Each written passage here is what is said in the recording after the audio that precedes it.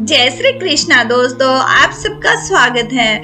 दोस्तों, आज की इस वीडियो में निर्जला एकादशी कब की रहेगी, 30 या 31 मई, और इस एकादशी को सबसे खास क्यों कहा जाता है, इससे जुड़ी हुई जो भी महत्वपूर्ण जानकारी है वो सब हम आज की इस वीडियो में आपके साथ शेयर करने जा रहे हैं। दोस्तों, निर्जला एकादशी का व्रत करने वालों को वैवाहिक सुख, संतान की प्राप्ति, धन में वृद्धि और तरक्की ये सब प्राप्त होता है। और इस साल निर्जला एकादशी की सही तिथि, इसका मुहूर्त, इसका खास महत्व क्यों है और इससे जुड़े हुए कुछ विशेष उपाय या क्या कुछ आपको करना है, पूजन की सामग्री क्या कुछ रहेगी, ये सब जानकारी आज की इस वीडियो में हम आपके साथ शेयर करने जा रहे हैं। दोस्तों, साल की 24 एकादशी में निर्जला एकादशी का व्रत सबसे महत्वपूर्ण माना जाता है।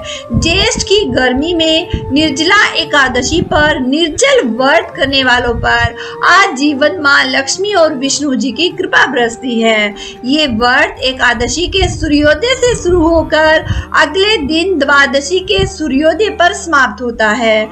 24 घंटे बिना खाए और बिना पिए इस व्रत का पालन करना पड़ता है। कहते हैं कि इसे करवा चौथ से भी अधिक विशेष माना जाता है। तो दोस्तों, निर्जला एकादशी का व्रत आखिर कब रखा जाएगा, 30 तारीख को या फिर 31 मई 2023 को कब की रहने वाली है, आइए सही मुहूर्त को हम जान लेते हैं। देखिए, पंचांग के अनुसार ज्येष्ठ माह के शुक्ल पक्ष की एकादशी की शुरुआत 30 मई 2023 को दोपहर 1:07 से होगी और ये तिथि अगले दिन 31 मई 2023 दिन बुधवार को दोपहर 1:45 पर समाप्त होगी।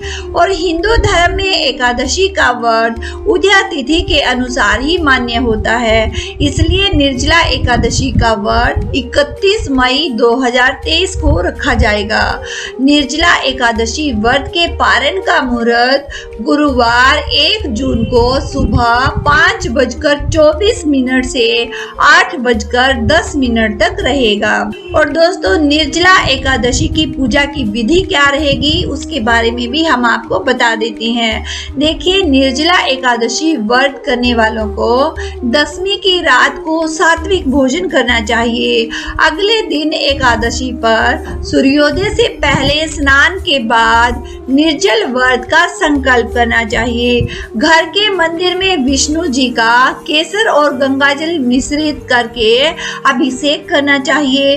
पीले वस्त्र, पीले फूल और मिठाई आपको चढ़ानी चाहिए।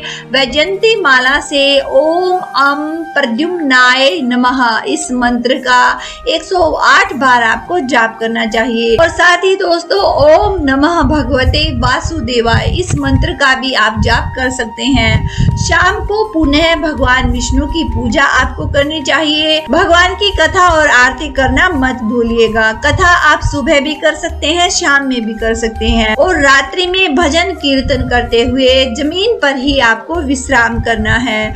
रात्रि में जागरण करके विष्णु जी का स्मरण कीजिएगा। अगले दिन द्वादशी पर शुभ मुहूर्त में पूजा और दान पुण्य के बाद प्रसाद ग्रहण करके ही आपको व्रत का पारण करना है। तो दोस्तों, ये पूजा की विधि रहेगी। और निर्जला एकादशी पर आपको भूल से भी कौन सी गलती नहीं करनी है ये भी हम आपको बता देते हैं। देखिए, माता तुलसी को विष्णु प्रिया कहा जाता है। शास्त्रों के अनुसार एकादशी पर तुलसी में जल अर्पित नहीं करना चाहिए, इससे पाप के भागी बनते हैं, क्योंकि इस दिन तुलसी माँ भी एकादशी का निर्जल व्रत करती है। साथ ही विष्णु जी को पूजा में अक्षत भी अर्पित नहीं करने चाहिए, क्योंकि श्री हरि की उपासना में चावल वर्जित होते हैं। तो दोस्तों, ये दो चीज बिल्कुल ध्यान रखिएगा। एक तो तुलसी में जल आपको अर्पित नहीं करना है और साथ ही तुलसी पत्र भी आपको नहीं तोड़ना है, ना ही तुलसी को छूना है। और चावल को भी छूना भी नहीं चाहिए, क्योंकि चावल एकादशी के दिन वर्जित होते हैं, किसी भी तरह उनका प्रयोग नहीं करना चाहिए। ना चावल का भोग लगाना चाहिए, ना पूजा में चावल यूज करने चाहिए, ना चावल को छूना चाहिए, ना चावल को खाना चाहिए, ना चावल को दान करना करना चाहिए। तो हर रूप में चावल का प्रयोग एकादशी तिथि में वर्जित माना गया है। और दोस्तों, निर्जला एकादशी व्रत को क्यों सबसे श्रेष्ठ माना गया है, ये भी हम आपको बता देते हैं। देखिए, पौराणिक कथा के अनुसार एक बार बहुत ही ज्यादा भोजन करने वाले भीमसेन ने व्यास जी से कहा कि वह हर महीने एकादशी व्रत में निराहार नहीं रह सकते, लेकिन एकादशी के महत्व को जानकर वो इस व्रत को करना चाहते हैं, इसका लाभ लेना चाहते हैं। वह नरक को नहीं जाना चाहते हैं, उनको भी स्वर्ग जाने की कामना है। क्या कोई ऐसा उपाय है जिससे सभी एकादशियों का फल उनको प्राप्त हो सके? तो व्यास जी ने भीमसेन से कहा कि तुमसे वर्ष भर की संपूर्ण एकादशी नहीं हो सकती, तो केवल एक निर्जला एकादशी तुम कर लो। इसी से साल भर की एकादशी करने के समान फल तुमको प्राप्त हो जाएगा। तो भीमसेन ने वैसा ही किया और उनको स्वर्ग की प्राप्ति हुई। तो दोस्तों, ये बड़ी ही खास एकादशी मानी जाती है। सभी 24 एकादशियों का फल इस एकादशी के व्रत के करने से व्यक्ति को प्राप्त हो जाता है। तो दोस्तों, ये थी कुछ महत्वपूर्ण जानकारी। उम्मीद करते हैं आप लोगों को वीडियो जरूर पसंद आई होगी और आपके लिए ज्ञानवर्धक भी रही होगी।